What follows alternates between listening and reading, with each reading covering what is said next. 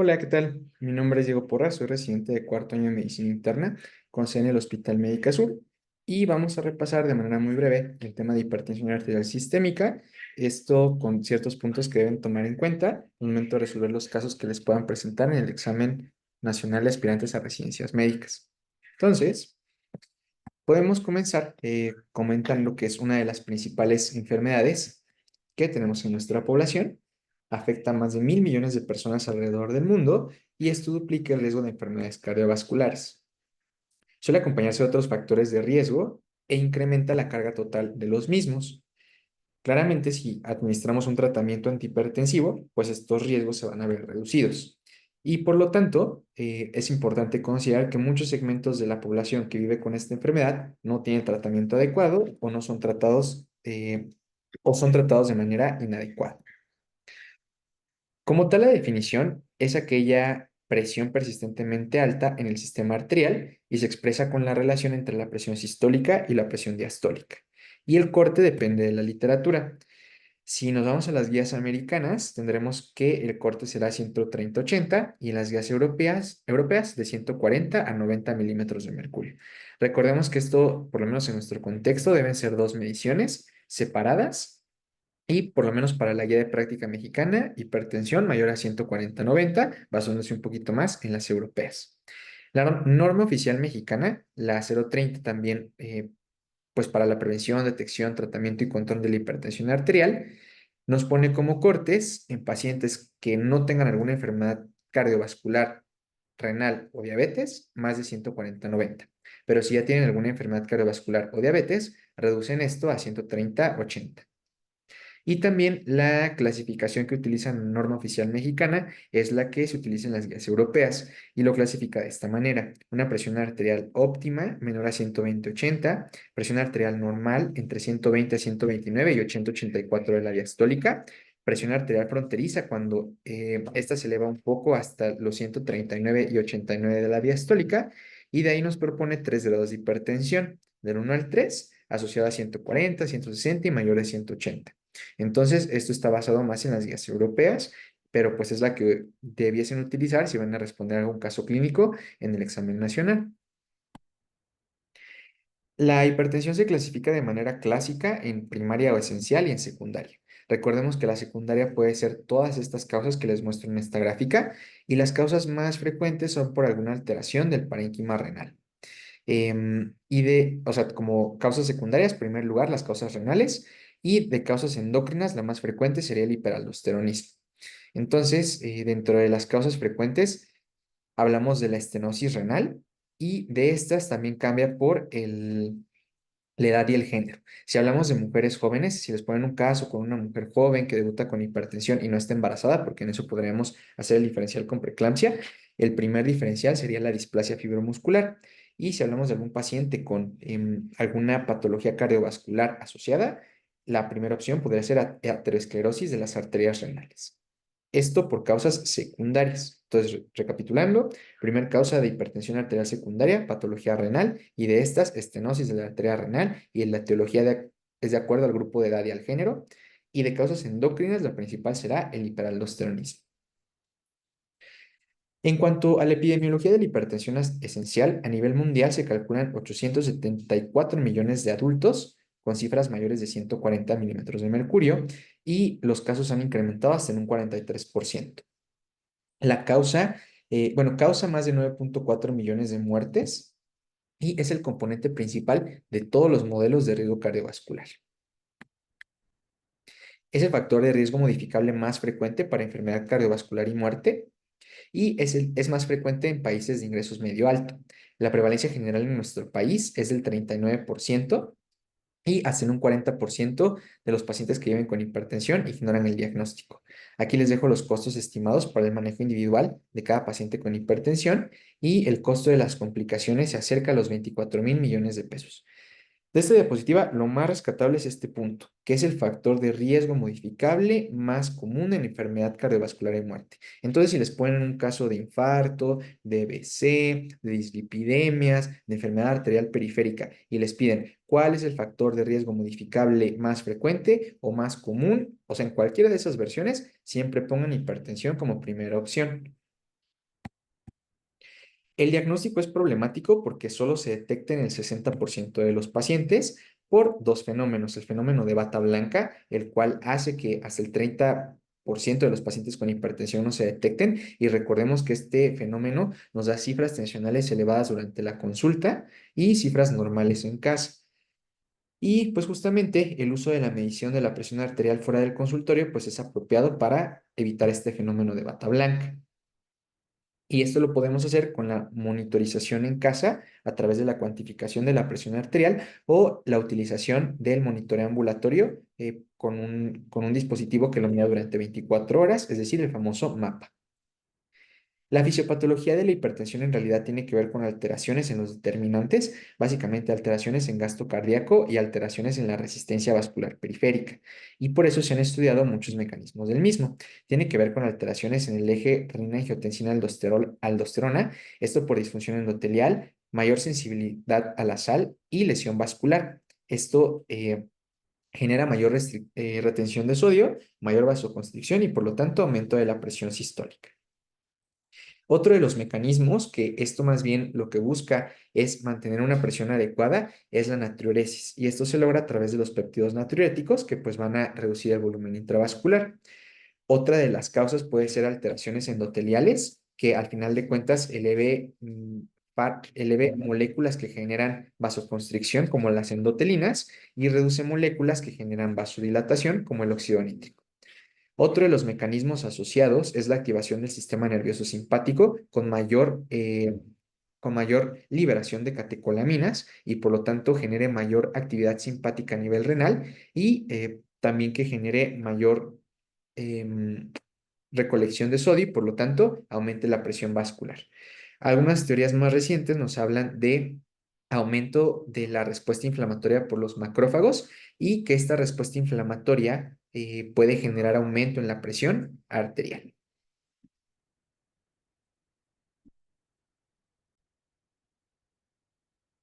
Y continuando por esta vía de la fisiopatología, el principal, digamos, o la teoría central dentro de esta fisiopatología tiene que ver con las alteraciones del eje renina-angiotensina-aldosterona. Por eso muchos de los fármacos se van hacia este tipo de mecanismos para poder reducir su actividad y por lo tanto reducir la presión arterial. Como podemos ver en esta parte, recordemos que este eje lo que busca es conservar el volumen de manera como muy sintética y lo hace a través de la renina. La renina, recordemos que el principal estímulo para su liberación será la reducción de la entrega de sodio, disminución en la perfusión renal y esta renina lo que hará será convertir el angiotensinógeno en angiotensina 1. Posteriormente, la angiotensina 1 se convertirá en angiotensina 2 por la enzima convertidora y esta angiotensina 2 tiene dos receptores, los tipo 1 y tipo 2. Los tipo 2 se favorece su efecto para bajar la presión arterial por la natriuresis y la vasodilatación. Y por otro lado, los receptores tipo 1 tendrán efectos contrarios hacia la contracción de las células musculares lisas, la vasoconstricción sistémica, aumento en las resistencias vasculares periféricas, aumento en la generación de aldosterona, aumento en la reabsorción de sodio y por lo tanto todo esto elevará la presión arterial.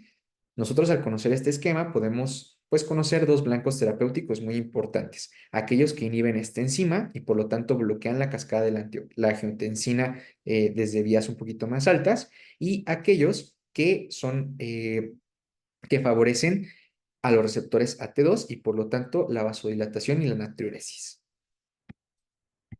Otros de los mecanismos son aquellos vasculares, es decir, los que tienen que ver con el óxido nítrico y estos cambios estructurales pues también van a favorecer que, la, que los vasos pues estén más permeables o que tengan una vasodilatación adecuada.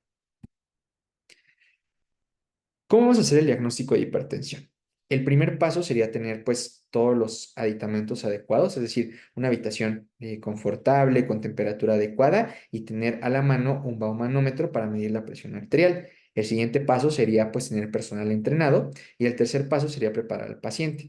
Recordemos que pues no debió haber ingerido bebidas alcohólicas, cafeína o realizar ejercicio por lo menos durante 30 minutos antes de la medición de la presión arterial.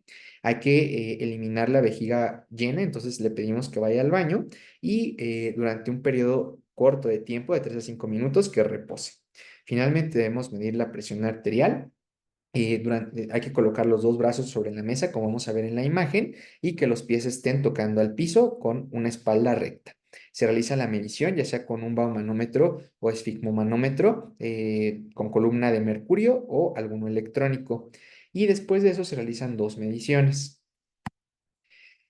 Em, Como nos dicen las guías europeas, el diagnóstico de hipertensión no debe realizarse con una sola medición. Por lo tanto, se debe realizar a través de dos o más mediciones, especialmente en el escenario fuera de casa, y por eso, bajo estas recomendaciones, se recomiendan las famosas bitácoras de presión arterial, excepto si hablamos de una hipertensión grado 3, ahí ya no necesita más mediciones. Este cuadro es muy interesante porque nos muestra qué hacer si tenemos una presión arterial óptima. En realidad, el tamizaje continúa cada 5 años. Una presión arterial normal, este se baja cada 3 años. Y si encontramos cifras de presión arterial elevadas, sin que todavía clasifique para hipertensión, hay que repetirla por lo menos una vez al año.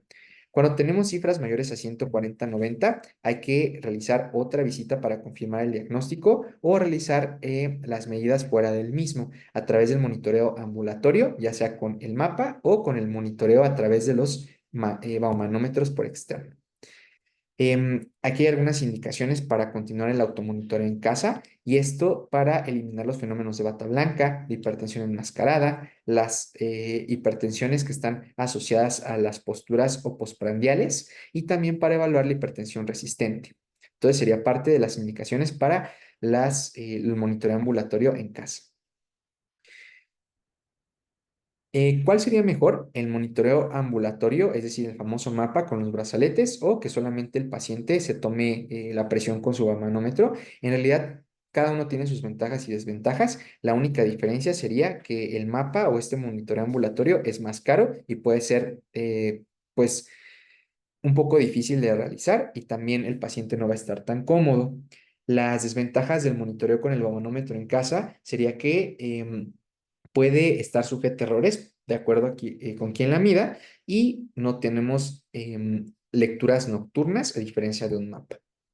El diagnóstico, como dijimos, o sea, ya después de que tomamos estas presiones en casa y tenemos más de dos que evidencien que el paciente sí tiene una tensión arterial mayor de 140-90, para todo el abordaje debemos valorar estos factores de riesgo: la historia personal, la historia familiar, la historia de tabaquismo, de la alimentación, del consumo de alcohol, la actividad física, de disfunción eréctil, cómo es que duerme el paciente y también si está la paciente embarazada.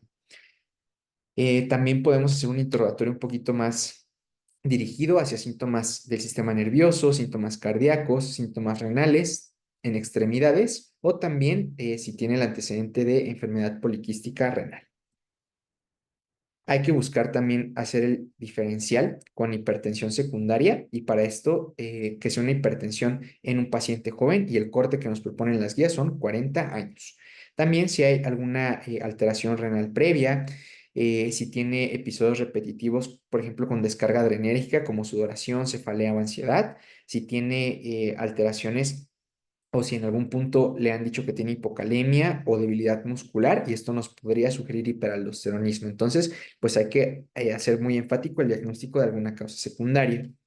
Y también en la exploración física, pues valorar el hábito, pues en general del paciente con la circunferencia abdominal. También podemos mostrar algunos signos relacionados a una hipertensión descontrolada, como en el fondo de ojo, y también buscar datos de hipertensión secundaria. Por ejemplo, si hablamos de feocromocitoma, pues esta está relacionada con neurofibromatosis y manchas café con leche, ¿no? Entonces, pues podemos buscar eso, palpar si hay nefromegalia, o sea, si el riñón se puede palpar y eso nos hable de ovario poliquístico, si tenemos algún soplo a nivel cardíaco o de las arterias renales o en extremidades, buscar datos de enfermedad de Cushing o de acromegalia o de patología tiroidea como una causa secundaria. Ya que hicimos el diagnóstico y descartamos una causa secundaria, pues vale la pena implementar un manejo terapéutico. Y lo primero que vamos a hacer son las medidas no farmacológicas. Esta tabla está muy bien reducida, muy bien resumida, porque nos habla de cada una de las actividades e intervenciones no farmacológicas y aproximadamente cuánto van a reducir de la presión sistólica. Entonces, pues debemos favorecer la actividad física aeróbica, la dieta DASH, la pérdida de peso, la restricción de sodio y básicamente el objetivo en hipertensión es menos de 1,5 miligramos al día. Esta cifra es muy importante porque siempre la preguntan. También nos habla de las metas para la ingesta de potasio, o sea, este debe ser como favorecer este consumo y también la reducción de las bebidas alcohólicas. Entonces, pues cada uno tiene una reducción en la presión arterial y vale la pena aprendérselo porque en ocasiones han preguntado cada una de estas cifras.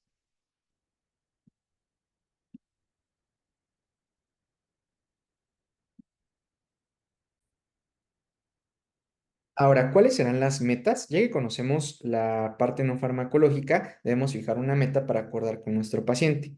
Del lado izquierdo les dejo algunas consideraciones. Por ejemplo, si el paciente es mayor de 65 años, nos vamos a basar en la columna de en medio porque es la que coincide con las guías mexicanas que básicamente lo toman de las europeas. La meta será menor de 130 sobre 79 milímetros de mercurio. Si vive con diabetes, hay que bajarlo más de 130. Si tiene enfermedad coronaria, menos de 130. Si tiene enfermedad renal, menos de 130. Y si tuvo algún EBC, menos de 130. Entonces, esas son las metas, por lo menos para las guías europeas, que también se reflejan en las mexicanas. ¿Cómo vamos a lograr estas metas? Pues tenemos una amplia batería de fármacos antihipertensivos y básicamente lo que buscan es mejorar alguno de los mecanismos fisiopatológicos, especialmente en el eje renina-angiotensina-aldosterona o también bloqueando un poco el sistema adrenérgico para generar vasodilatación y por lo tanto la reducción de la presión sistólica. Tenemos muchos grupos farmacológicos, pero en realidad esta tabla resume muy bien el grupo farmacológico, las contraindicaciones y los posibles efectos adversos. Vemos, por ejemplo, los diuréticos, como las tiazidas, que en algunos casos pueden estar relacionados con hiperuricemia y por lo tanto están contraindicados en algunos casos en gota. Los betabloqueadores están contraindicados en pacientes con asma o que tengan algún bloqueo o bradicardia. Los canceroantagonistas en realidad no tienen una contraindicación absoluta, pero hay que tener algunas consideraciones en algunos que tengan alguna taquiarritmia, falla cardíaca o edema de miembros inferiores, porque especialmente amlodipino y nifedipino están relacionados con edema de extremidades inferiores. En cuanto a los calcioantagonistas no dihidropiridínicos como verapamil y diltiazem, hay que valorar la función ventricular izquierda y los casos de bradicardia.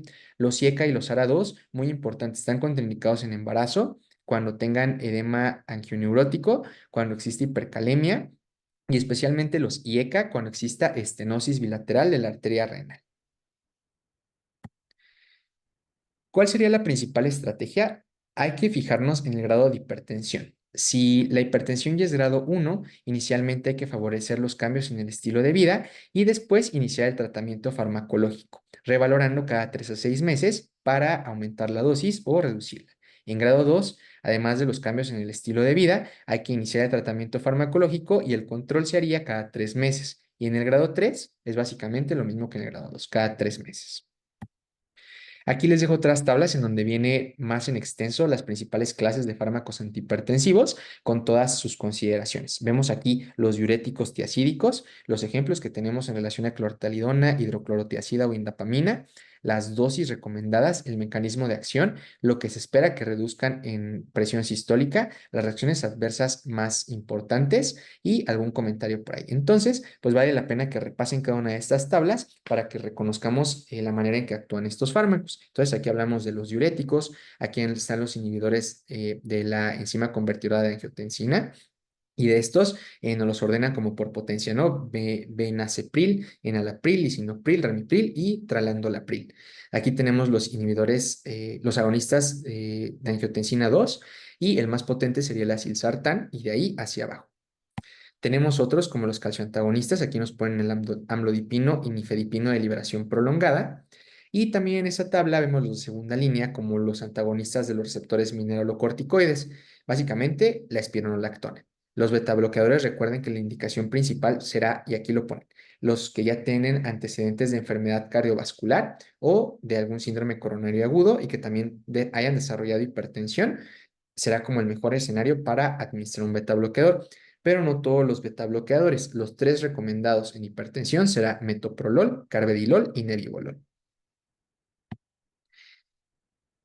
Aquí continúa la tabla en relación a otros diuréticos cerradores de potasio, pero los que van hacia otro tipo de receptor, como los amilorida y triamterona. También tenemos diuréticos de ASA, alfa 1 antagonistas como la doxazosina. También tenemos agonistas centrales como la clonidina y también vasodilatadores directos como hidralacina. Y bueno, ¿cómo se da la estrategia? Actualmente las guías nos recomiendan una terapia combinada de primera línea, es decir, combinar un IE-CAWARA2 con un calcioantagonista diurético. Hay estudios en donde ninguna combinación ha demostrado controlar mejor la presión arterial y por eso las guías europeas nos los plantean con una combinación dual desde un principio. El step 2 sería una combinación triple, es decir, IE-CAWARA2 más un calcioantagonista más un diurético.